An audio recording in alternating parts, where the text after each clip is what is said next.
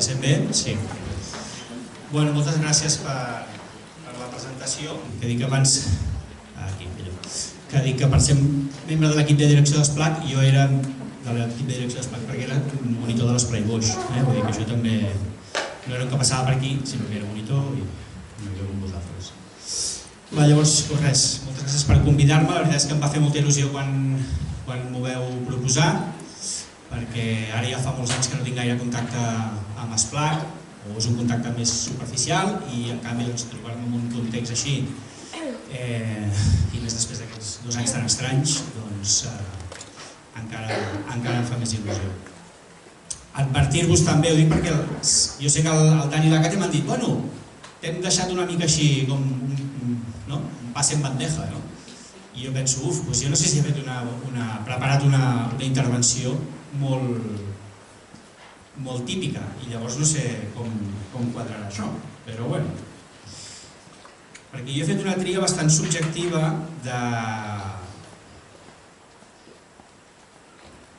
dels referents pedagògics. És a dir, perquè jo el que vaig pensar és que trobàvem gent que o havien fet el curs de monitors i monitores de l'Escola del Sol i per tant havien fet alguna sessió en la qual havien vist referents pedagògics o algun dia farien el curs de monitors i monitores de l'Escola del Sol i per tant algun dia farien una sessió de referents pedagògics. Llavors, no sé, vaig pensar, home, potser una ocasió com és una escola d'Esplac que passa només un cop a l'any, doncs potser és una bona oportunitat per no aprofundir excessivament en els que ja coneixem i que són els típics, sinó potser rascar-ne alguns altres, també una mica plantejar-nos què és això dels referents, per què els volem, què ens aporten. I esclar, hi ha tota una mena de santoral de referents pedagògics de l'Esplai, que serien Paulo Freire, en Ferrer Guàrdia, en Freinet, en Makarenko, en John Dewey, el Bertrand Russell, De Crowley, la Montessori, cada vegada que fem una sessió de referents pedagògics surten aquests i està bé, no és una cosa que em sembli malament. Però jo em feia una mica de mandra. A més, jo no soc pedagog i per tant crec que és molt millor que en una sessió de pedagogia en aquell context dels cursos de Moris se'n parli més detingudament. Llavors jo us en portaré uns altres. També, en un moment donat vaig pensar, podríem parlar de referents problemàtics, perquè n'hi ha alguns que són com ens generen contradiccions. Per exemple, Baden Powell, per exemple, fundador de l'escoltisme, per l'Esplai és un personatge una mica així contradictori, perquè és el fundador de l'escoltisme i per tant d'un moviment educatiu molt semblant al dels Esplais, però que és un personatge controvertit, fins i tot per l'escoltisme. O la Maria Montessori mateixa, que va simpatitzar amb el feixisme italià durant uns quants anys, però també anar a rascar, això també em sembla una mica pobre. Llavors, vaig fer una tria de referents. El primer us semblarà molt raro, no us preocupeu, que després ja seran més normals. Comencem pel primer. El primer és Epicur, ja pensareu. Aquest està molt grillat. A veure, Epicur, i no farem una gran explicació d'Epicur i tota la pesca, o sigui, Epicur és un filòsof que d'entrada us deu sonar, però de sortida us deu sonar poca cosa més. És a dir, és un personatge o un filòsof molt poc conegut. Si feu filosofia al batxillerat, doncs hi ha una mena de genealogia, una mena de família, que comença amb Sòcrates, hi ha uns que són els presocràtics, és com si la filosofia comencés amb Sòcrates. Hi ha Sòcrates, hi ha Plató, Aristòtil, i a partir d'aquí ja ens n'anem normalment ja fins al Renaixement, fins a Descartes moltes vegades. I en canvi hi ha filòsofs que en els moments en què Plató, Aristòtil, Sòcrates eren tan importants, perquè ho eren en el seu moment, doncs també eren importants, com per exemple Demòcrit. Demòcrit és un pensador que en el seu moment rivalitzava amb Plató en prestigi, diguéssim. Però són autors, Epicur ve una mica després, és com un deixeble de Demòcrit, són autors que són absolutament, diguéssim, esborrats de la història. De fet, hi ha com una mena de gran extinció del coneixement, que és el pas del papir al pergamí, que coincideix també amb l'explosió del catolicisme. Llavors, esborren molts autors que són problemàtics per al seu esquema mental. O sobretot els de la tradició materialista, els que pensen que no hi ha més no hi ha cap més realitat que la que és material, que la que és que es pot percebre amb els sentits, que no hi ha un món fictici o un món ideal dels quals nosaltres som una imitació patètica i trista, no, sinó que només hi ha un món, és aquest, només hi ha una vida, és la que vivim, i com que només en tenim una, hem de ser feliços, no hi ha una penitència que hagis de viure durant la vida, de sacrificar-te per després, quan et moris i feliç en un altre estat. No. Per tant, doncs, aquests autors, penseu que, per exemple, Epicur arriba a escriure se suposa fins a 300 llibres, o tractats, i n'han sobreviscut poquíssims. O sigui, vol dir que n'han sobreviscut, per exemple, coses com aquesta. Però té un avantatge també pels esplais, que és que us podeu endur a ruta un llibre d'Epicur, perquè això és autèntic. O sigui, quan diuen llibre de butxaca, doncs la butxaca del pantaló, concretament. O sigui, és un personatge que jo crec que és interessant, que ha arrossegat una maledicció durant molts anys. Penseu, per exemple, que pels jueus la paraula per definir un heretge es diu apicoros i deriva d'Epicur. O sigui, fins i tot s'incorpora el llenguatge com el tio perillós que desafia l'establert. Anys més tard, o segles més tard, quan Maquiavel escriu El príncep, la gran acusació que rep és un deixeble d'Epicur, és la fatalitat total, la gent més maleïda. Però jo crec que ens aporten moltes coses, sobretot crec que aporten coses dels esplais. Epicur és una mica posterior a Aristòtil. Diguéssim que quan estudiem història de filosofia grega i aquella època, sempre ens centrem molt en l'època del segle de Pericles, la democràcia d'Atenes, els grans filòsofs, les grans obres d'art, tot això, i llavors hi ha un moment que eclosiona amb Alexandre Magne, que s'aventura a una conquesta de mitja Àsia i Àfrica, i llavors, diguéssim, tot s'ensorra o deixem d'estudiar, o sigui, passem ja directament als romans. Però quan mor Alexandre Magne, comença un període que és molt interessant, que és l'hel·lenisme. No us preocupeu que no. És un període de crisi, perquè Alexandre Magne mor, la seva herència provoca guerres, a més, Alexandre Magne no era grec, era macedoni, és a dir, era un tio que se suposa que era com inferior als grecs, però que els ha conquerit, ha mort Aristòtil, la democràcia grega d'Atenes, atenem que s'ha ensorrat, el sistema de ciutats i governança que hi havia trontolla, la gent es replanteja coses que havien estat molt consolidades durant molt de temps, i Epicur és un d'aquests. Llavors, Epicur, diguéssim que emergeixen tres escoles de pensament que us deuen sonar, que són els cínics, els estoics i els epicuris. Els cínics, el més famós és Diògenes, que és aquell tio que vivia dins una bota de fusta i només tenia un bol com a propietat. Ell considerava que la possessió era un gran error, diguéssim, i que no havies de posseir res. I per tant, els únics béns que tenia com a propis era una bota de fusta on aixoplugar-se del mal temps i un bol per menjar. Llavors, té una anècdota molt famosa també, que és Alexandre Magne, com que sap que és un tio, que és una persona coneguda i cèlebre, el va veure i se li posa al davant i li diu: demana'm el que vulguis. I la gent li diu: doncs mira, aparta't perquè m'estàs tapant el sol. És diguéssim la gran anècdota de Diògenes. És una mica el pensador més punk, diguéssim, de la història de la filosofia. O sigui, a vegades hi ha torrentment més ara així per internet, i diuen els filòsofs organitzats de més punk que menys. Diògenes sempre guanya de golejada. Després, per dir aquí ja la cosa és més discutible. Llavors, els epicuris qui són? L'Epicur què fa? Epicur, Plató i Aristòtil havien creat l'acadèmia i el liceu, dos grans institucions educatives. I Epicur no. Epicur crea una cosa que es diu exercer, que és una mena de comunitat de debat. És a dir, davant del que seria l'educació formal, Epicur planteja sortir de l'acadèmia i planteja un tipus d'aprenentatge més vivencial, més comunitari, més igualitari, perquè així com a l'acadèmia de Plató o al liceu d'Aristòtil només hi podien arribar a entrar nois de bona família, que demostressin grans capacitats intel·lectuals, etc. És a dir, que tenia un component de selecció i de selecció d'èlits. Epicur no. Epicur acull tant homes com ell, però també dones i esclaus, el qual en el seu moment era bastant polèmic perquè les dones i els esclaus eren considerats éssers inferiors. Per tant, hi ha un element igualitari, crític també amb les institucions, crític amb l'educació entesa com un mecanisme de reproducció social i per tant l'educació plantejada com com un mecanisme de canvi social. L'altre, per tant, hi ha un element d'advocació transformadora de l'educació. L'altre és que, ja anant més al que pensava Epicur, Epicur és un materialista, com us deia, creu que no hi ha més experiència que la sensible, i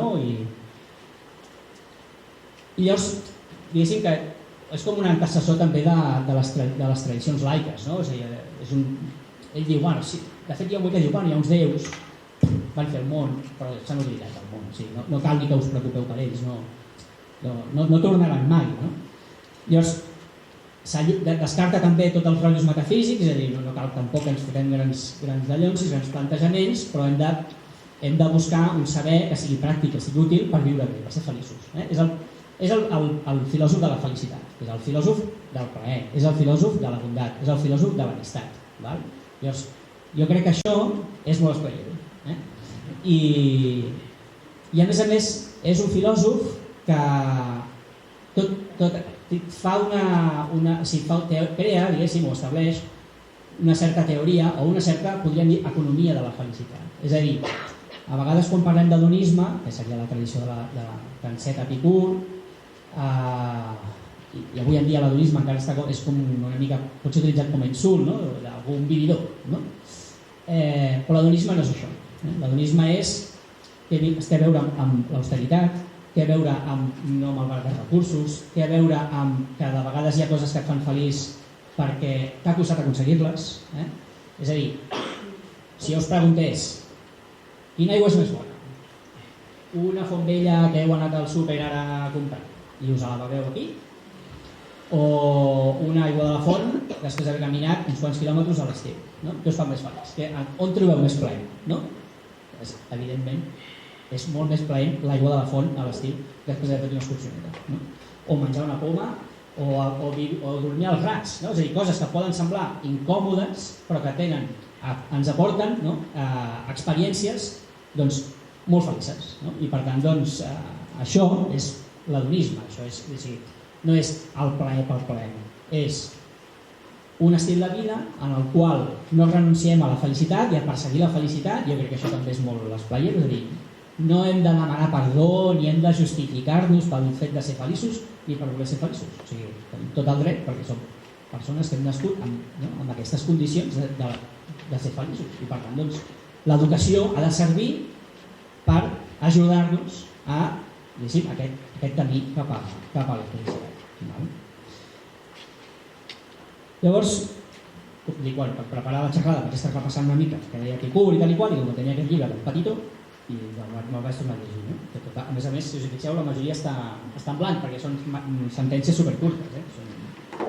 Llavors hi ha una que em va cridar l'atenció perquè em va semblar que era interessant i intentaré, a veure si em surt bé, anar-la relligant al llarg de la resta de la xerrada. Diu, si ho explico, diu, la carn, o sigui, el cos, les passions, les pulsions, les emocions, concep els límits del plaer com a il·limitats. És a dir, la carn tendeix a buscar el plaer de forma il·limitada. I caldria un temps il·limitat per aprovisionar-la. Però la ment, o sigui, la intel·ligència, la raó, que s'ha fet càrrec de la reflexió sobre la finalitat i el límit de la carn, és a dir, que sap que morirem, que no hi ha una terra immensa que puguem expoliar, que no hi ha planeta B, s'ha alliberat dels terrors sobre l'eternitat. No pensa en l'eternitat, pensa en la vida diària, en la vida quotidiana, en viure bé, en el dia a dia. Disposa d'una vida perfecta i ja hi ha no cap necessitat d'un temps il·limitat. És a dir, perdem la por a l'eternitat. Tot i que tampoc defuig el plaer, ni quan les coses han disposat la Déu a la vida, i quan morim, no es gira per marxar com si trobés a faltar res de la vida més bona. És a dir, morim tranquils. Això ara potser és que morirem que així, però crec que marca alguns temes que són interessants, que és l'equilibri entre raó i emocions, el límit de la matèria, en aquests moments la nostra espècie es troba davant d'un límit evident, que és la capacitat material del nostre planeta, no? I quina educació fa falta per això. És el primer que em va semblar que era interessant. No patiu que continuarem per gent més propera a nosaltres. Vinga, passarem als següents. Els següents són una parella, que són en Paul Robben i en Janusz Korczak. Us sonen d'algú?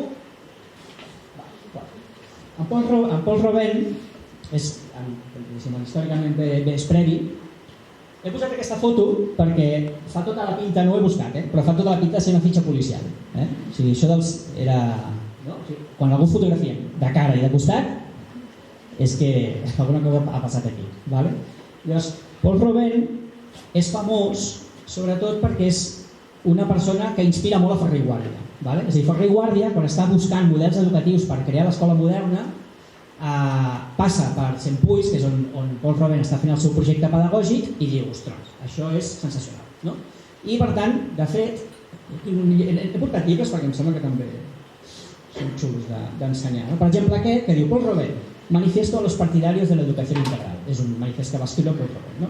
Va escriure diversos llibres, i aquest. Llavors, el parèntesi, una mica el subtítol per vendre el llibre, diu un antecedente de l'escola moderna. És a dir, Paul Robben normalment l'apreciem perquè Ferrer i Guàrdia el va apreciar. Però jo crec que nosaltres també el podem apreciar, no cal que anem a Ferrer i Guàrdia. Llavors, Paul Robben i Janusz Korczak, us explico per què van junts, que és posterior, bàsicament els he posat junts perquè els dos van estar a càrrec d'orfelinats. Llavors, què aporten a la pedagogia? Doncs la qüestió del quotidià, d'una pedagogia basada en l'afecte. Quan tu tens nanos, a més en el cas de Paul Robben, nanos realment molt de famílies que hi ha quedat orfes, però a més a condicions socials molt desfavorables, etc. I ell el que fa és crear un projecte pedagògic basat en l'afecte. Això ara sembla com bastant normal, però a finals del 19 no ho era gens. L'educació que es practicava acostumava a ser bastant autoritària. Càstigs físics constants, sobretot els orfelinats continuen sent duríssims. Però, Paul Robben i Janusz Korczak, que també és qui crea un orfelinat a Varsòvia, doncs em sembla que està bé posar-los juntets. Però bueno, una mica anant a desenvolupar què deia Paul Robben. Paul Robben és pedagog, és a dir, Epicur no és un pedagog, és un filòsof que fa gràcia perquè hi ha idees que ens poden semblar suggerents. Paul Robben no, Paul Robben ja és un pedagog. És una persona dins de la tradició llibertària o anarquista, tot i que en els debats dins de l'anarquisme, primer els debats, podríem dir, entre comunisme i anarquisme, ell se situa del cantó de l'anarquisme, però després dels debats dins de l'anarquisme, ell se situa dins de posicions bastant reformistes. És a dir, no esperem a fer la gran revolució perquè després hi hagi un canvi social, sinó que construïm un canvi social que en tot cas ja portarà a la revolució. Aquest seria el plantejament de Paul Robben. I després té una altra cosa bastant peculiar que és neomalthusià. Això és una tradició de pensament que va durar un temps, però que són suposo que Malthus també us sona, és aquell que va teoritzar que la població creixia en progressió geomètrica i en canvi els béns només creixien en progressió aritmètica i per tant hi havia un moment que es generava un col·lapse. Malthus ho resolia dient, haurem de fer el control de la població i per tant predicant l'abstinència, perquè ell era creient. Els neomalthusians diuen, no, fem control de natalitat, o sigui, no cal que renunciem al plaer de la sexualitat, però hem d'aconseguir, hem de fer planificació familiar, i per tant, per exemple, Paul Robben de fet obre un dels primers centres de planificació familiar que es coneixen al món. I de fet em sembla que fins i tot jo crec que arriba a tenir bastants problemes per aquest tema i tal i qual. És una tradició, és una idea que lliga bastant, que em sembla també interessant des del punt de vista ecològic, és a dir, avui en dia jo crec que hi ha un debat en el qual suggerir que potser hi ha massa gent al món et miren com dient, ostres, què estàs dient, però l'anarquisme ho dic des de fa molts anys, és a dir, que a més el descontrol de la població, no tant que hi hagi molta gent al món, sinó que el descontrol, la humanitat s'ha de fer responsable del seu propi creixement com a espècie. No pot procrear instintivament, vinga, no?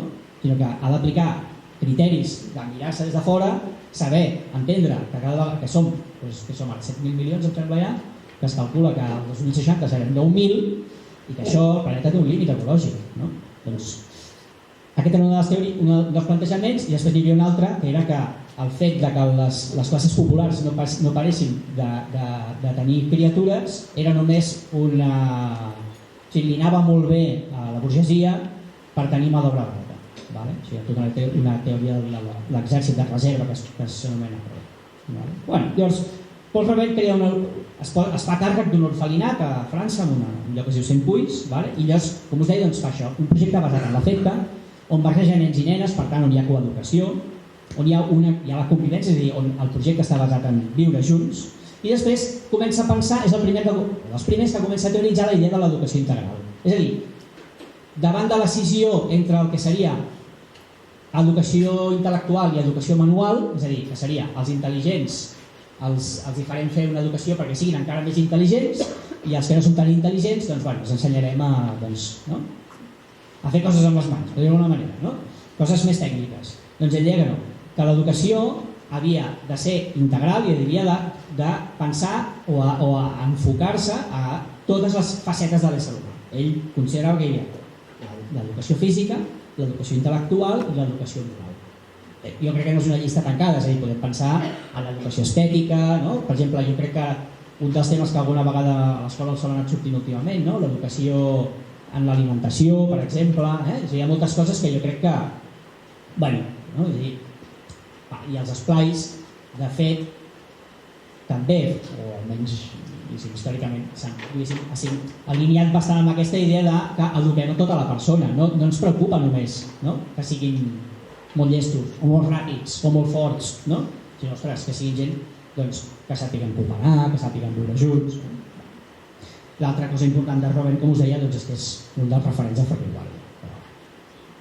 Vinga, Janusz Korczak, que és aquest senyor d'aquí, el de la gorra. Janusz Korczak és un personatge interessant, ja ens fiquem ja en segle XX, és un jueu, és polonès, és metge, i és un jueu que ve d'una família que ha participat històricament del que és un fenomen que és la il·lustració del judaïsme. Per tant, podríem dir que no ve d'una tradició molt rigorista de la religió, sinó més aviat al contrari, d'una religió liberal, d'un plantejament bastant obert de la religió.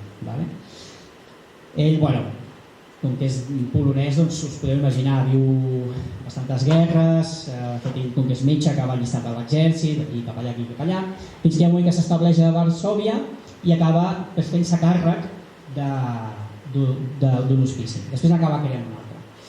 I llavors el que una mica és més trist en el cas de Korczak és que quan comença la Segona Guerra Mundial i els alemanys envaeixen Polònia, tanquen el gueto de Varsòvia i per tant ell queda tancat dins del gueto amb els orfes. Llavors escriu un diari que es diu El diari del gueto, que és un llibre que fa poc s'ha tornat a editar, vull dir que no és un...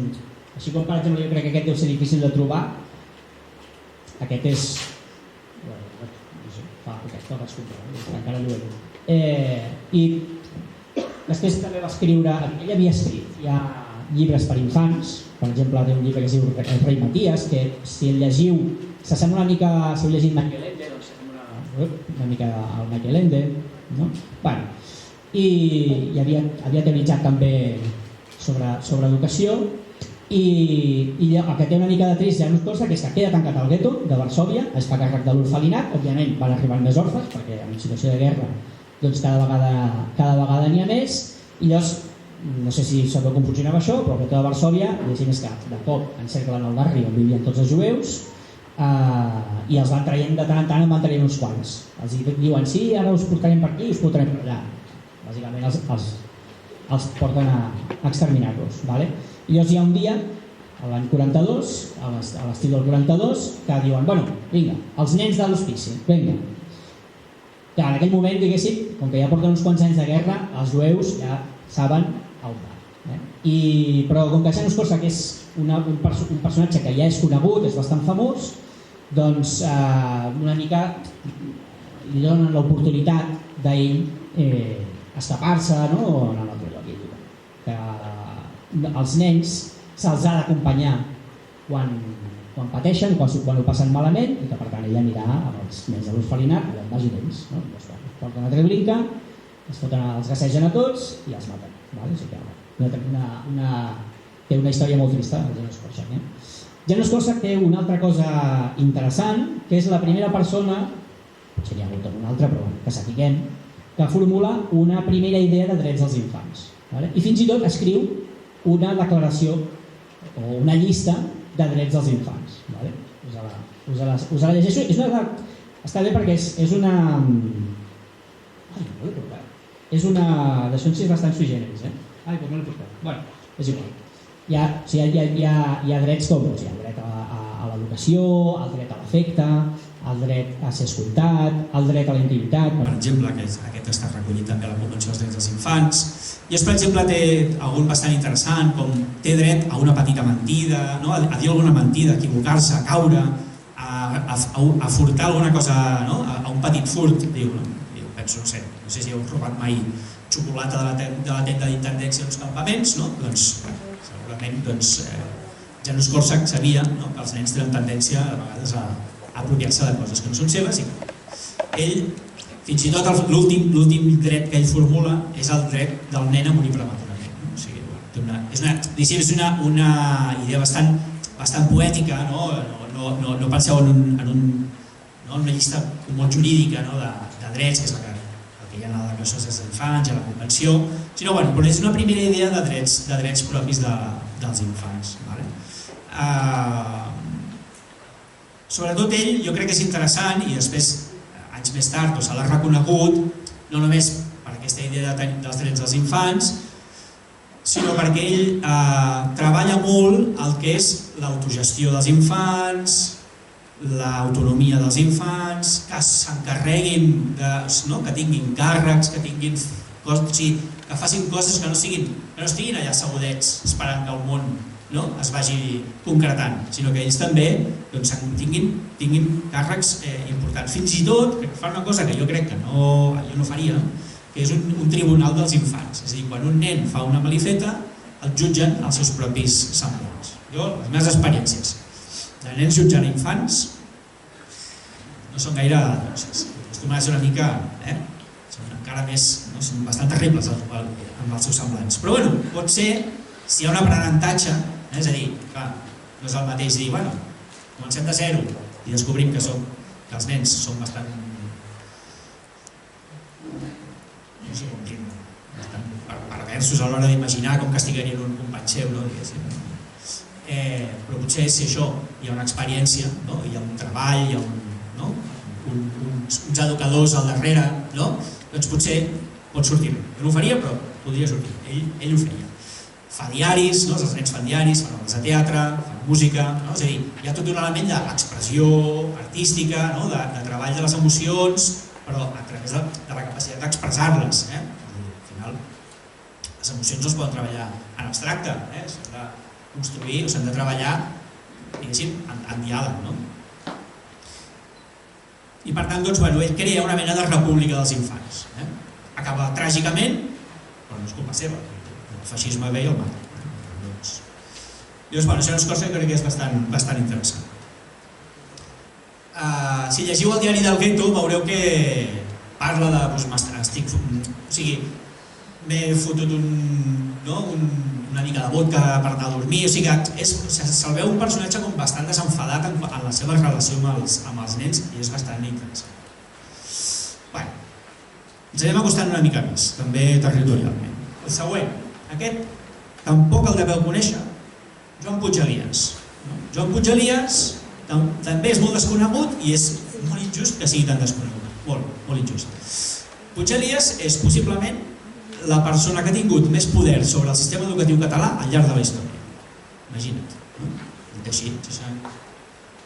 Qui és Puig Elias?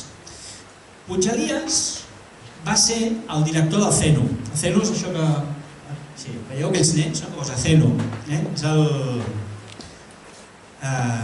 Consell de l'Escola Nova Unificada.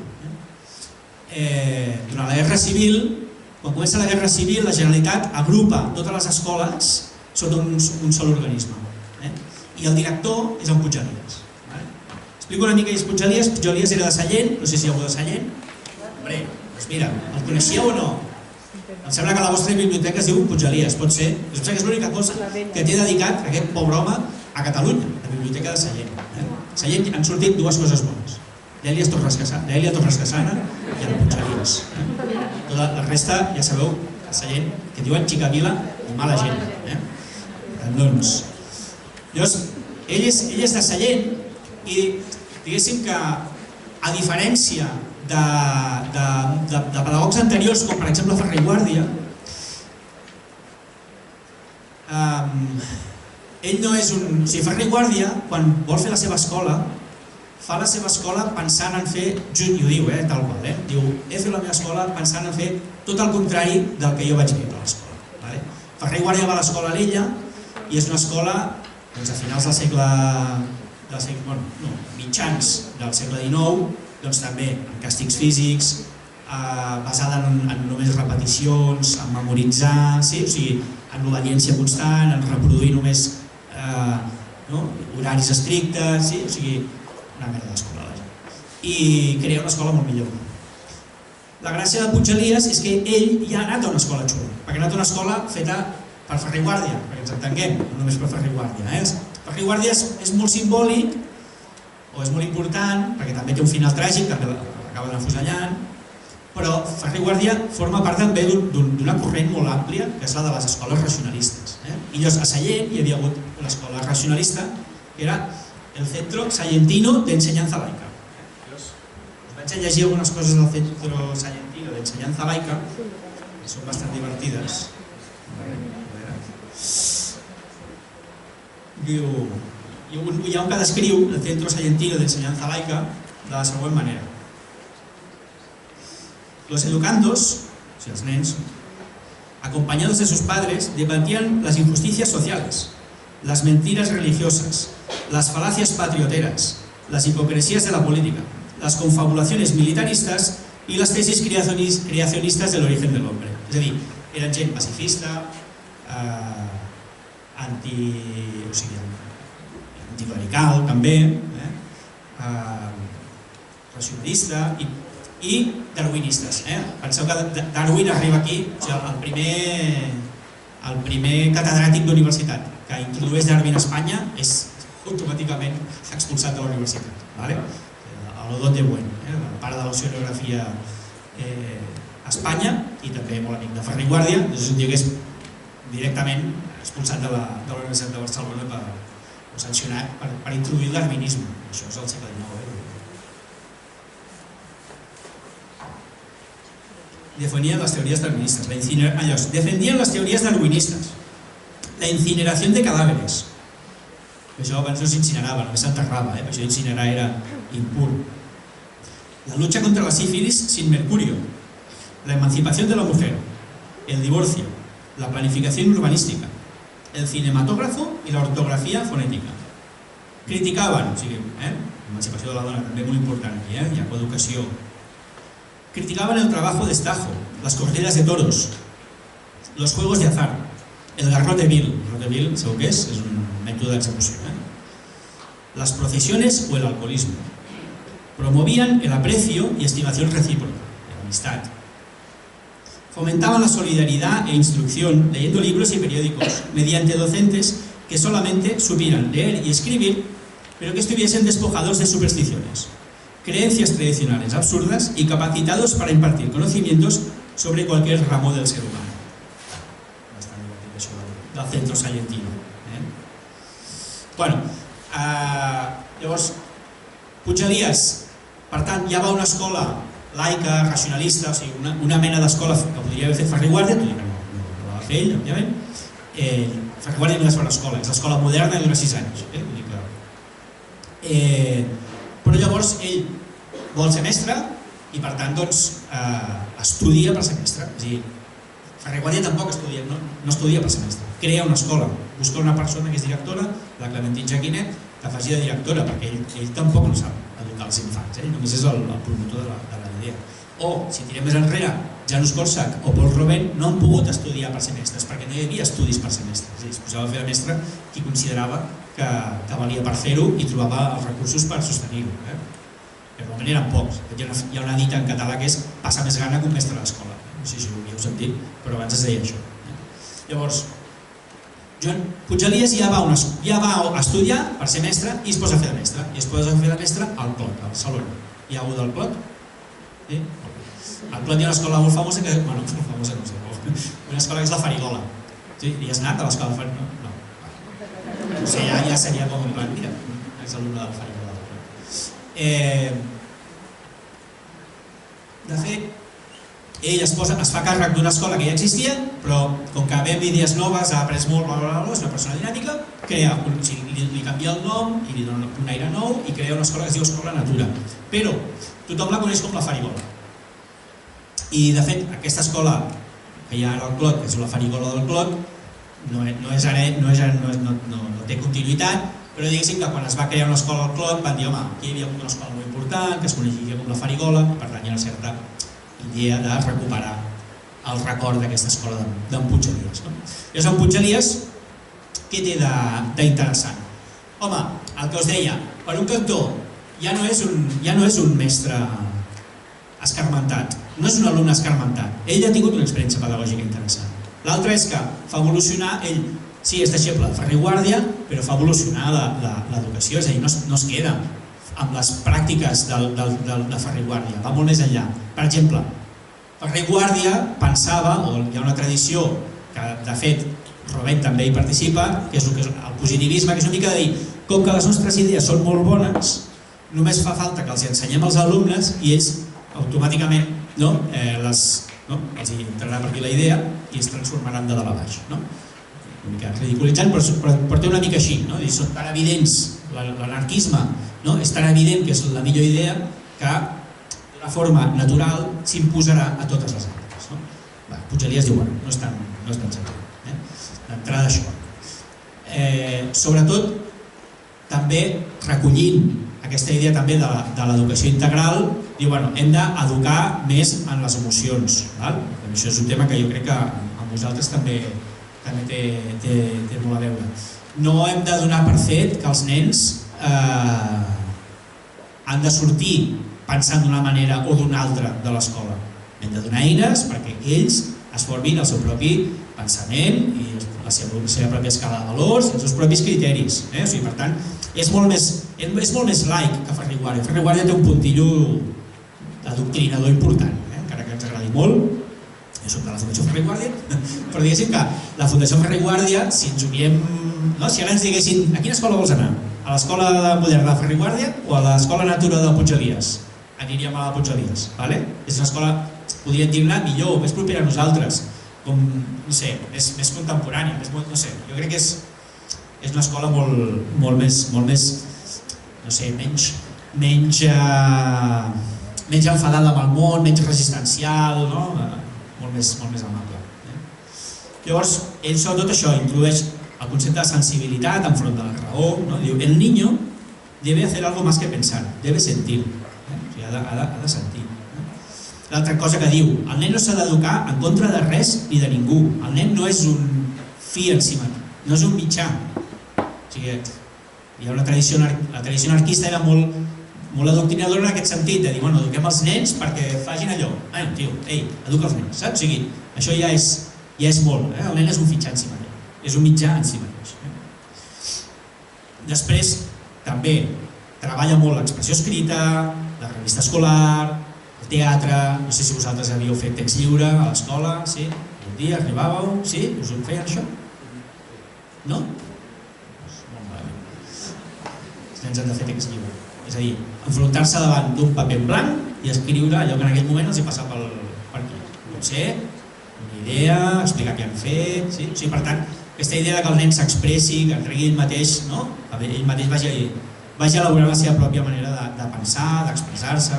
Llavors, com que és anarquista, quan comença la guerra, passa una cosa bastant curiosa. Bueno, penseu una cosa, perquè parlo molt de l'anarquisme perquè jo crec que els esplais teniu molt, sintonitzeu molt amb el fil llibertari de l'educació.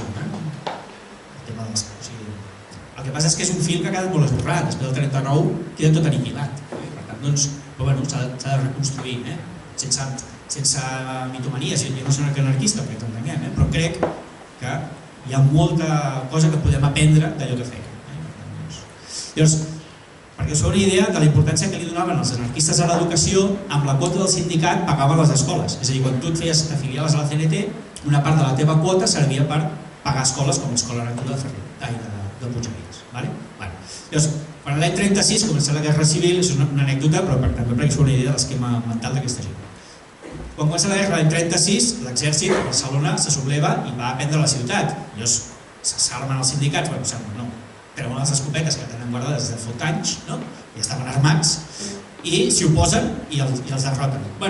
Puig Elias sent que hi ha tiros i que ha començat la revolució, perquè ells ho veuen així, agafa la seva escopeta i se'n va cap a tirar-se tiros a drassanes.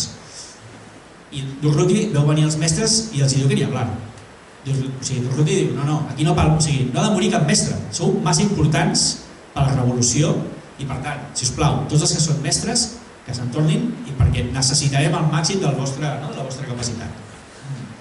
Una cosa així bastant curiosa. De fet, en aquell mateix dia mor Escasso, que és el gran company de Durruti, per exemple. Llavors, quan comença la guerra, la Generalitat crea això que he dit abans, que és el CENU, que concentra totes les escoles en un mateix lloc, fan coses com, per exemple, colònies escolars, fan coses com, per exemple, una cosa que ara també ja s'ha normalitzat, però que és diagnòstic precoç.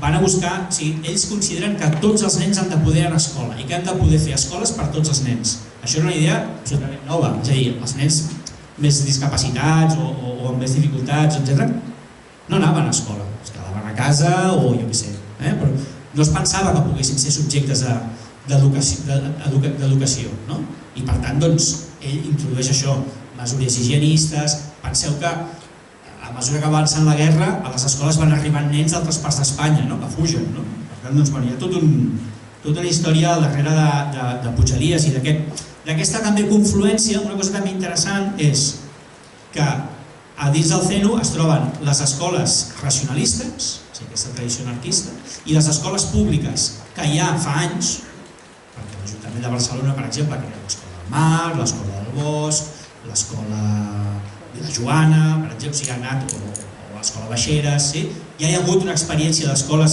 públiques molt renovadores i allà es troben. Per tant, també és una confluència molt interessant. I una cosa trista també, uns quants tristos, però de Puig Elias és que acaba marxant exiliat a Brasil i acaba morint a Porto Alegre l'any 72, bastant, a més, allò, perquè un cop allà no el deixen ensenyar perquè saben d'on ve, els maristes d'allà ho impedeixen. Passem de personatge. Ara anem a una persona ja més propera, a més ja ens estem aquí allargant. Vinga, la Marta Mata. La Marta Mata segurament us deu sonar més, aquesta sí que us ha de sonar. Hi ha escoles Marta Mata, instituts Marta Mata, ja ho he dit, biblioteques Marta Mata, i heu anat a Calmata segurament, a Saifores, heu anat a Saifores? Sí? Saifores és la casa de la família de la Marta Mata. Per què la Marta Mata? Perquè tot allò que desapareix amb el final de la Guerra Civil, és a dir, tot això que us deia, Puig Elias, sí, el tractament de la sensibilitat dels infants, educar-los tots junts, l'educació, l'aicitat, bla bla bla bla bla, s'ensorra.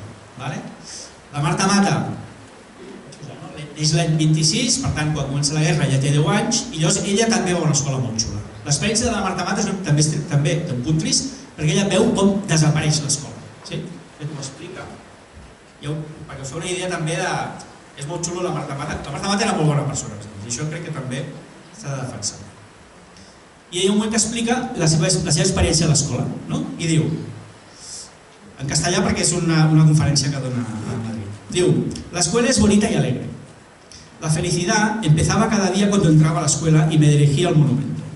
El monumento no sé molt bé què deu ser, però bueno, dins de l'escola. A su alrededor había un pequeño estanque del tamaño de los párvulos con una pared circular de mármol acanalado, de donde salían los chorritos de agua, el brollador. Y cuando te agachabas para beber se escondían unos peces rojos, o sigui, dins de l'escola hi havia un brollador, uns peixos, ¿no? Debajo de unas piedras. Poco a poco los peces volvían a salir y los párvulos aprendimos a no asustarnos para verlos. Creo que llegamos a ser amigos. Me parece que su vista no alcanzaba más allá de nosotros. Los peixos només veien més. De nuestra vista, en cambio, y nuestra persona iba creciendo cuando levantábamos la mirada y veíamos la bronceada de un busto de aquel señor tan bueno que mandó hacer aquella escuela tan grande y bonita para nosotros. Más grande que el Arco de Triunfo de ladrillo rojo. Allà anava a l'escola Pere Vila, és una escola que hi ha al davant de l'Arc de Triunf de Barcelona, que teníamos delante, y mucho más bonita que la mole de piedra gris oscuro del Palacio de Justicia situado a su lado. ¿Vale? La Marta es va fer una mica gran i llavors va arribar a anar a l'Institut d'Escola. Diu, voy al Instituto Escuela, la mejor institución escolar de España. La guerra no puede con él, por ahora, ya comença la guerra, això és el 37. Al contrario, en Barcelona le da una atención especial. Mueren algunos alumnos mayores y algunos profesores jóvenes en el frente de Aragón, pero el director Josep Estalella Graells, que lo había sido también del Instituto de Escuela de Madrid, nos recibe y nos sitúa en nuestra nueva y vieja casa. Bueno, hi ha un moment que, quan acaba la guerra, ella torna a l'escola també i descobreix que el director s'ha mort de pena. És una història bastant trista, ¿no? Y os digo, una tarde me quedé sola en mi instituto y pensé, conmigo no podrán. Y aparentemente no pudieron. Pero poco a poco he ido descubriendo lo mucho que se perdió. Lo descubrí cuando conocí a María Aurelia Campmany, la María Aurelia Campmany era más gran que ella, que había hecho un bachillerato completo, que yo no hice, y algunos que conocieron la verdadera universidad autónoma, que yo no conocí. O sigui, hi ha una escola que queda després. Vale? Llavors, la Marta Mata què fa? La Marta Mata, per un cantó, ella és filla ja d'una mestra, de la... Ai, perdó, de qui és fill? Àngels Garriga, gràcies. De l'Àngels Garriga. I llavors, tot i que ella al principi no li veu molt d'interès, acaba estudiant magisteri o pedagogia a la Universitat de Barcelona. Llavors, és la primera promoció de pedagogia de la Universitat de Barcelona. Llavors, què fan? El que fa és que ella es troben allà tot de gent que s'han llicenciat i als anys 50, o sigui, l'escola als anys 50 era el franquisme més fosc. Llavors el que fan és ajuntar-se i anar parlant de com es poden anar fent coses diferents. Això no només s'ajunten, sinó que diuen, bueno, podem anar a veure, ella té una connexió a través de la seva mare amb antigues mestres de la República. Diu, podríem anar-les a veure. Llavors, qui primer van a veure és a la Rosa Sensat. La Rosa Sensat havia sigut la directora de l'escola Bosch, la primera directora d'una escola pública a Espanya. Per això l'associació de mestres es diu Rosa Sensat. Això també us deu sonar, és on hi ha l'escola al Sol. Llavors, què fa la Marta Mata? Ajuntant gent, o sigui, la Marta Mata, diguéssim, no fa cap gran aportació teòrica a l'educació. El que fa és ajuntar gent que vol canviar l'escola, canviar els mètodes educatius, i que per fer-ho el que han de fer és conèixer entre ells, perquè un està fent una cosa per aquí, l'altre està fent una cosa per allà, i inventar i crear i renovar sols és molt complicat. Per això és important també espais com aquest. Jo no què, però potser després a fora us expliqueu què esteu fent, els cursos, conviviu i us expliqueu, i cada esplai va intentant coses diferents, es va renovant a poc i ho transmet als altres. La soledat en el món educatiu s'ha d'evitar, perquè sol no fas res. O sigui, tots els canvis venen perquè compartiu maneres de veure, maneres de fer. Llavors, per tant, la Marta Mata no és una persona ni és de la Montessori, del Freinet, ni de no sé què, ni de no sé quantos, sinó que munta un col·lectiu o ajuda a constituir un col·lectiu de mestres amb ganes de canviar l'educació. També és molt important la Marta Mata. L'altra cosa interessant és que ella a Cal Mata, després de l'escola, després de l'horari escolar, uns anys que ella viu allà, ella i sa mare agafen els nens de Saifores i fan activitats amb ells. És a dir, una mena de protoesplai. A més, en un context bastant complicat, perquè a Saifores hi havia hagut, durant la guerra, hi havia hagut possiblement alguna família que havia delatat alguna altra, algun afusellament, o sigui que les famílies estaven dividides per la guerra. Però elles aconsegueixen que els nens no ho estiguin. Jo crec que això també és important. És a dir, els nens els eduquem junts al marge de les diferències culturals, religioses, polítiques o diguéssim fins i tot biogràfiques de les seves famílies. Perquè són els nens els que han de viure junts. Els adults ja els vull donar per perduts. Una altra cosa important que fa la Marta Mata, segurament, si aquesta xerrada l'estem fent en català i tots ho heu escolaritzat en català, és perquè la Marta Mata ho va posar en una llei. La Marta Mata va ser diputada en el moment en què es va fer la llei de normalització lingüística. I el Pujol, que era el president de la Generalitat en aquell moment, la seva idea era fer escoles en català i escoles en castellà. Marta Mata diu que n'hi ha hablar, que els nens s'han d'educar. Primera, que tots els nens tenen els mateixos drets i per tant tots els nens tenen dret a aprendre el català i el castellà. I segona, que els nens no els hem de separar per motius de llengua, perquè llavors estem separant la societat.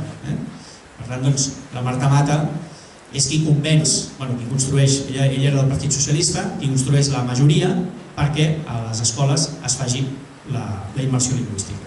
És el model que sistemàticament intenten tombar, però de moment aguanta. Què més fa? Una altra cosa interessant. Ella és diputada, de fet, abans de ser diputada a Barcelona, just després de ser diputada a Barcelona, és diputada també a Madrid, en el moment en què es fa la Constitució. I aleshores ella introdueix a la Constitució el dret dels alumnes a la participació i de les famílies. I per tant, si existeixen consells escolars, és perquè la Marta Mata va estar insistint i sumant majoria, és a dir, insistint i buscant les aliances per introduir el dret a la participació en l'educació. Per tant, tercera cosa que fa bé la Marta Mata. La Marta Mata ho ha fet tot. Després hi ha un moment que és regidor a l'Ajuntament de Barcelona i crea una idea que jo crec que és molt interessant i que també crec que els esplais heu de simpatitzar, que és la idea de la ciutat educadora. Tot això que ara potser us sona els projectes educatius de ciutat, etc. És ella la primera que ho teoritza. És ella, sí, ja sabeu que l'escola és la gran institució educativa, d'acord, però no té el monopoli de l'educació. Per tant, hi ha l'educació no formal, hi ha l'educació informal, és a dir, perquè potser educa més, no sé, sí, o sigui, que en un carrer tinguin prioritat els vianants o tinguin prioritat els cotxes, també educa, és a dir, els explica als nens coses de quines són les prioritats d'una societat. No s'ha estat tan tontes com aquesta, però no hem de dir, confiem a l'escola, que agafo el nen i vinga, que me l'eduquin, el tornin educat. No, tota la ciutat s'ha de responsabilitzar de l'educació dels infants. L'altre interessant és que sempre va ser molt favorable als moviments d'esplai i d'escoltisme. Per què? Perquè ella hi ha aquesta experiència de ser fora, que és interessant, però a més, quan es crea Rosa Sensat, o sigui, l'associació de mestres Rosa Sensat i les escoles d'estiu, que és el lloc on es reuneixen aquests mestres i aquestes mestres per aprendre les unes de les altres, ella en seguida detecta que hi ha un tipus de mestre que té molt de guanyat, que és la gent que ha estat en experiències d'escoltisme.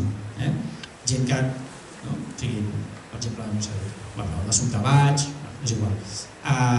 Són gent que a través de l'escoltisme assumeix de forma natural coses que altres mestres no. I jo crec que això també és bastant habitual quan et trobes gent que heu vingut d'esplai i que sou mestres, no sé si algú de vosaltres estudia per mestre, però normalment quan arribeu a les escoles els altres mestres diuen hi ha algú que porta un bagatge que porta ja acumulat que a mi em costa molt per tant sempre va ser molt favorable també amb aquesta idea de ciutat educadora, és a dir, eduquen, són agents molt importants en l'educació. I l'altra també és una cosa interessant de la Marta Mata, és que era cristiana i laica. O sigui, ella té unes frases bastant interessants. A veure, si la trobo.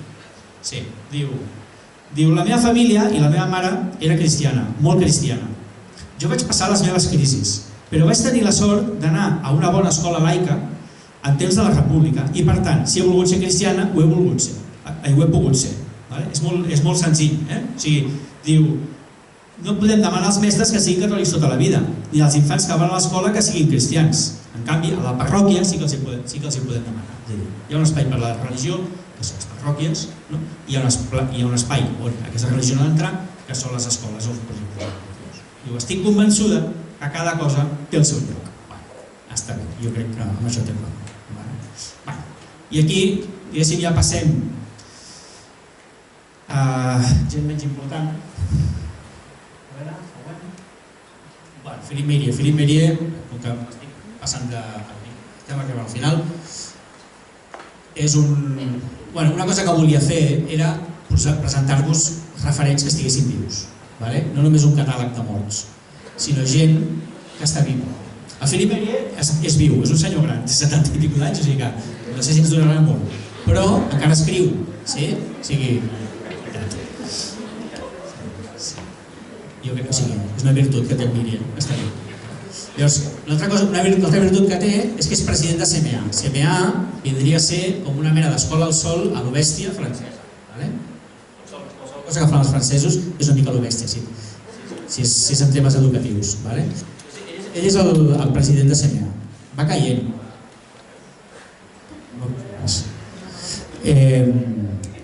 És molt amic de l'associació de mestres Rosa Sensat.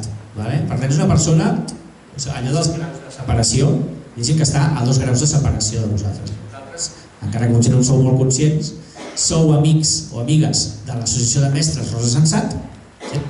Heu de ser... Sou conscients? No? Doncs ja us ho dic. Sou amigues de l'associació de mestres Rosa Sensat i l'associació de mestres Rosa Sensat és amiga de Philippe Mérier.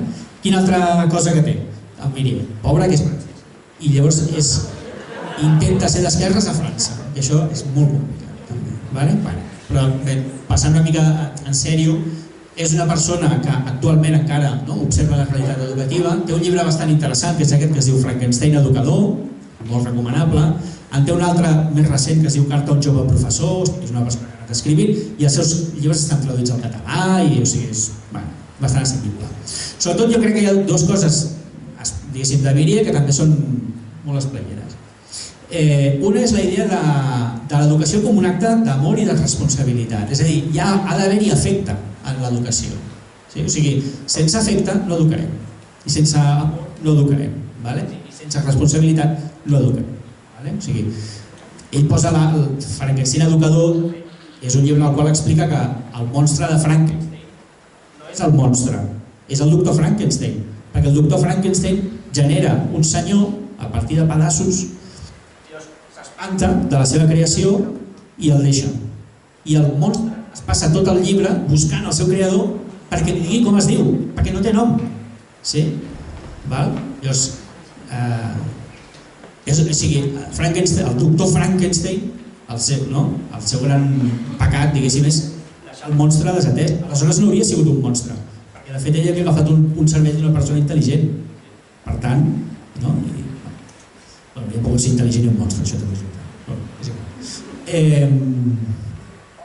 Llavors, l'altre és que això també té a veure, o és una idea que també entronca una mica també amb el que us deia d'Epicur, etc., és que l'educador ha d'ensenyar les normes socials, però a la vegada ha d'animar a replantejar-les. És a dir, ha de tenir en compte que l'educació té un component de reproducció social, però ha de tenir també un component de canvi social.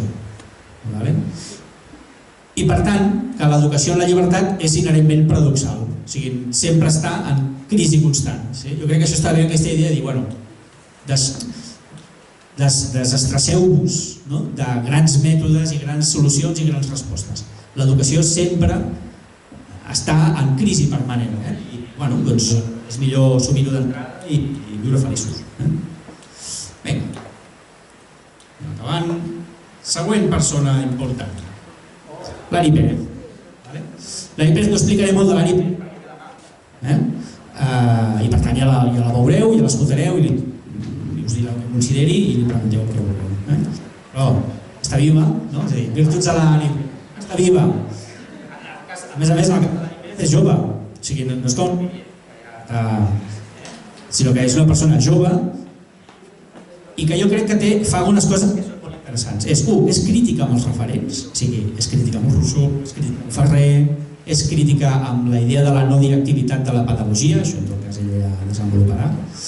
És una persona que jo crec que fa un esforç per pensar col·lectivament, és a dir, no és una persona molt intel·ligent, tancada en una sala, pensant ella sola, amb muntanyes de llibres, sinó que ve aquí i us explica. Aquest matí està en un altre lloc també fent una xerrada, és a dir, és molt activa i a través de Twitter, per exemple, no sé si algú la segueix a Twitter, jo sí, val la pena, és una persona que pensa en veu alta, d'alguna manera, i per tant la pots escoltar, pots veure com va pensant, és molt interessant. És crítica amb el pensament hegemònic en l'educació, demà ja ho veureu. Parla d'un concepte que em sembla central, que és el d'educació popular. Us faria el prec, diguéssim, de si demà algú us recordeu, pregunteu-li a veure ella què pensa que és l'educació popular i a veure què us explica. És un tema que a mi no puc venir demà, doncs no li puc preguntar. I després també, últimament, va fer uns tuits que deia: em sembla que hi ha un tema molt interessant que és aquest de la raó i les emocions que m'hauré de replantejar. Ens entronca amb Epicur també, la raó i les emocions. I ja està. Ah, no, mentida. Queda una altra persona molt important i ja acabem. L'última. La Carmen. A veure, aquí hi ha una petita broma a la Carmen, com que ens coneixem, no ho tindrà en compte. No, a veure, aquí van tenir certs dubtes. De posar tot esplac, no? En plan, vosaltres, vinga, iuhu, o posar la Carmen. Al final vaig pensar, no. Sí. Em puc canviar de cadira? Perquè creiem que el micro com està enfocat a l'altra cadira. Sí? A veure, sí. Ostres, sí, és veritat. Vale. Bueno. Llàstima que ho sàpiguem ara, no? Però bueno. Hosti, sí, quin canvi. Vale. A veure, l'important de la Carmen, perquè ens entenguem, no és què diu, sinó què representa. Qui és? És a dir, aquí, diguéssim, la cosa és, jo penso que quan vosaltres, si sou un moviment democràtic i escolliu els vostres representants democràticament, en el cas de la presidenta de l'entitat, entenc que escolliu persones que, diguéssim, amb qui us identifiqueu o que encarnen algunes de les virtuts que vosaltres també teniu. És a dir, jo crec que és una persona dialogant, és una persona compromesa, és una persona responsable i és una persona representativa. I això jo crec que és important. Crec que els moviments democràtics o els moviments socials de vegades s'emmirallen massa o tendeixen a deixar-se representar per gent o que porta molts anys o que és molt intel·ligent i ha escrit molt. I us heu de resistir a això. És a dir, a vosaltres us representa la Carmen. Això vol dir que el que diu la Carmen sobre educació és important. Cap enfora, però també cap a dins. És a dir, si sou un moviment democràtic i penseu, jo penso, que feu un esforç permanent de debat pedagògic, aleshores la presidència no és una mera administració del segell de l'entitat. És una persona que representa l'entitat. En aquest cas, a més, ho fa molt bé, com és la Carmen, estic segur. Però bueno, no sé, em sembla que volia fer una mica per això, però una mica també de dir que no us emmiralleu amb penya carismàtica, o sigui, vosaltres teniu moltes coses a dir i us les heu de dir entre vosaltres. I després hi ha una llista de gent que jo crec que són interessants, no? No sé si alguns noms us sonen, d'altres potser no. L'Aina Tarabini, que és una sociòloga, el David Bueno, per exemple, que potser és el més conegut, és un neurocientífic. Per tant, en tot aquest esquema de raó, emocions, passions, aprenentatge, cervell, estómac, té moltes coses a dir. Sabeu que part del cervell està a l'estómac, això ja us ho he explicat ja, i que per tant la nostra alimentació guia, no? Quan veiem menjar, tot el nostre organisme comença a pensar, no, és molt important, és a dir, som més passionals del que ens pensem, però llavors per tant hem de fer un esforç intel·lectual, de no deixar-nos dominar per allò que tenim aquí, per l'estómac. Després la Marina Garcés, que és una filòsofa, que teoritza sobre l'educació, per exemple. Ella, per exemple, diu una cosa que jo crec que és interessant, que és dir, no és veritat que haguem de preparar a la gent... O sigui, hi haurà una mena de lògica molt hegemònica ara, que és dir, com que el futur és incert, hem d'educar la gent perquè siguin adaptables, flexibles, sí? Bueno, no és ben bé veritat. El futur és incert, però hi ha algunes coses que sí que les sabem. Abans us he parlat del col·lapse ecològic. Això no és una cosa qualsevol. Sabem que hem de poder dir alguna cosa sobre aquest tema, no? Jo sé, o en temes de gènere. No és una cosa que diguis, bueno, com que no sabem quin futur hi haurà, doncs escolta, preparem-nos per qualsevol eventualitat. No, preparem-nos per una societat justa i igualitària. Jo crec que amb això la Marina Garcés té aquesta capacitat de descodificar pensament hegemònic i fer-lo entrar. El Miquel Àngel Somba, és aquest d'aquí, que jo crec que té la gràcia que és profe de l'Autònoma, ve de Minyons Escoltes, és una persona que ve dels moviments de l'escoltisme, una persona que també té molt d'interès en el TC, en qualsevol cas algun dia el podeu publicar. La Maria Trunyó, sociòloga, el Pasqual Gil, que és un mestre de València, que és molt crític a través de les xarxes també, amb la idea de la no directivitat i de... és com un senyor desconfiat de les modernitats. I per tant, doncs, això és bastant anecdòtic.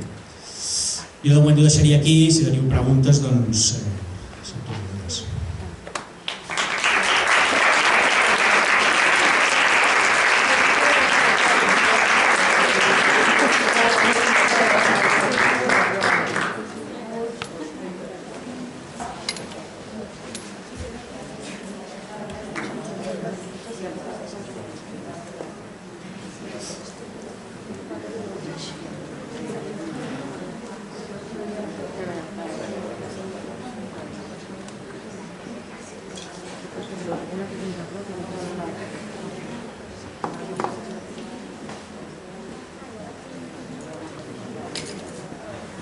No hi ha preguntes.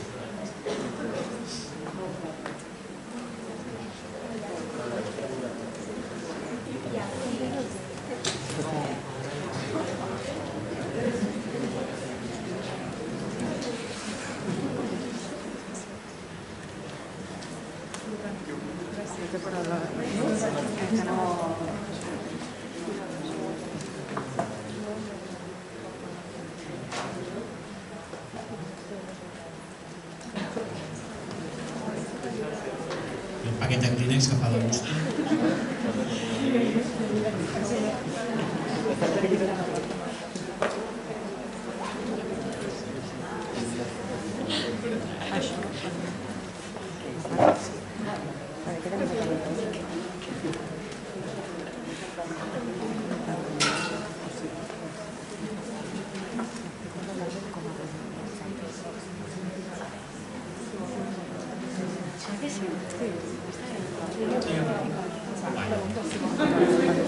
Cantem una cançó? Digues. Vale. Estàvem comentant que Marta Mata, que va ser tan important per l'educació catalana, com és que no s'explica a la carrera de pedagogia, o no s'explica a l'educació primària infantil, ni tan sols a l'educació social. A què creus? Com molt referència. Ja. Ostres, doncs mira, donava per fet que era una persona bastant coneguda, no sé. Suposo que el fet que ella, si mires la seva, diguéssim, obra teòrica, em sembla que ell fa algun manual de lectoescriptura i poca cosa més. Potser el fet de no fer un tipus de producció instrumental i útil per la universitat d'avui en dia, que està molt obsessionada amb el com fer les coses i no en el per què, doncs fa que sigui un personatge com o sigui... Hi ha un personatge també bastant divertit, era el Jorge Wagensberg, que era el director del Museu de la Ciència, té un llibre que es diu A más como, menos por qué. Doncs jo crec que la Marta Mata és una mica víctima d'això, és a dir, ens centrem tant en el com fer les coses que ens oblidem de pensar en el per què. I a la universitat, per desgràcia, perquè jo crec que la universitat és un lloc on sobretot ha de regir el per què, està massa centrat en el com.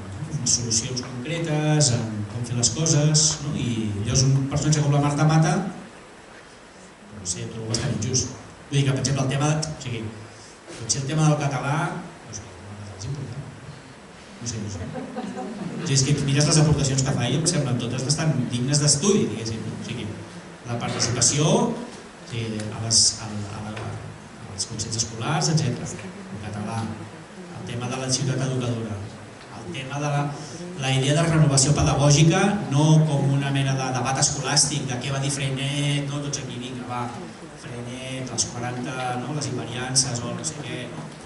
Sinó dir, bueno, sí, mirarem Freinet, però bueno, vindrà algú que ve d'un altre rotllo i tal, no sé què, ens trobarem, i no es tracta d'adonar grans teòrics, sinó de compartir entre nosaltres el que sabem. No sabia que estigués tan ignorada a l'acadèmia. Digues. Quan has comentat sobre que els espais tenien com bastanta referència cap als anarquistes, o sigui, que tenien una miqueta de referències cap als anarquistes i cap a tot aquest sector, no sé si ho has entès malament, però has dit que no estaves gaire d'acord amb la visió anarquista d'utilitzar els infants com un mitjà, no? Perquè eduquem l'infant perquè a la revolució o a la revolució, el que sigui. Però realment els esplais no també ens dediquem, sí que d'una posició, no ens posicionem tant en el bàndol, en la ideologia anarquista, no utilitzem els infants igual, o sigui, nosaltres eduquem els infants perquè realment volem que transformin la societat, no els diem exactament en què, però sí que els obrim amb un esperit crític i anticapitalista segur. Sí. Jo crec que la diferència és que si tu ara et diguéssim que has de passar uns dies a l'escola de Ferri Guàrdia, acabaries cansat que et diguéssim el que has de pensar. O sigui, no... Bueno, és una mica injust en Ferri Guàrdia. Però és una mica aquesta idea que de forma natural tots els nens que passin per aquesta escola sortiran ateus, sortiran no sé què, sortiran no sé quant. Està com molt predeterminat el resultat del procés educatiu. No? I si per garantir aquest procés educatiu hem de... O sigui, això... Jo crec que sou molt més respectuosos amb l'autonomia de l'infant vosaltres del que la tradició pedagògica anarquista ho ha sigut històricament. Tots evolucionem, no? O sigui, el moviment, per exemple, l'Alari Pérez, demà potser us ho explica, però una de les coses que canvia també o que ella veu diferent és la tradició anarquista s'inspira molt en Rousseau i Rousseau considerava que el nen és bo per naturalesa i que l'adult ha d'evitar corrompre'l. I al final no és veritat, el nen no és bo per naturalesa, no som bons per naturalesa, perquè llavors al final arribes a uns rotllos molt raros de que la societat corromp, de que potser, llavors al final dius, bueno, doncs matem a tots els educadors, perquè si els nens, si l'educació només serveix per corrompre, no? O sigui que hi ha aquí una... Jo crec que això també, per exemple, això és un debat que, per exemple, havíem tingut alguna vegada amb algú d'escola, que no acabava d'entendre, per exemple, amb la idea de lliure pensament, no? Diu, bueno, ja, però lliure pensament per anar cap allà. Bueno, doncs no ho sé, tio, o sigui, no ho sé. Tenim tan clar que el futur és allò? Sí? Si és tan clar, tan evident, per què fem escoles, per què fem esplais, per què eduquem? O sigui, si és tan clar. La raó ens assisteix, no? Doncs no cal fer res, no? Al contrari, jo crec que no sabem el futur. O sigui, realment hi ha part del futur que desconeixem, algunes coses sí que les coneixem, però d'altres no, i en tot cas cadascú, cada generació i cada persona té dret a decidir per si mateix quins valors tria i com vol viure i com vol ser feliç o deixar de ser-ho, jo què sé, no és un problema. Però en tot cas, l'educació no ha de ser un dispositiu per anar introduint unes idees concretes dins d'un recipient, sinó un espai, un context en el qual cadascú troba la seva manera de ser, la seva manera de viure, la seva manera de relacionar-se, no sé, d'expressar-se.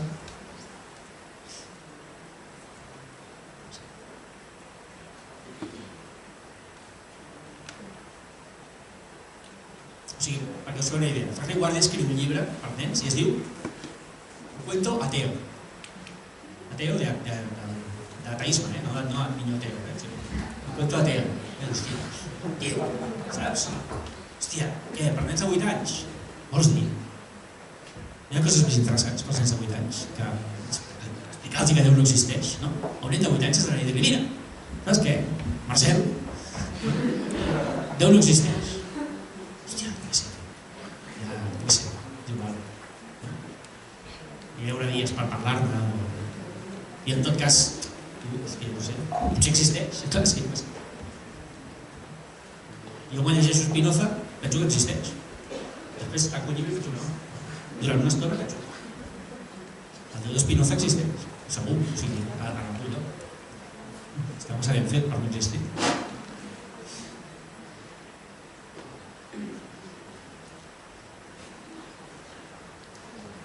Bueno, no sé, si ho deixo aquí perquè en 5 minuts.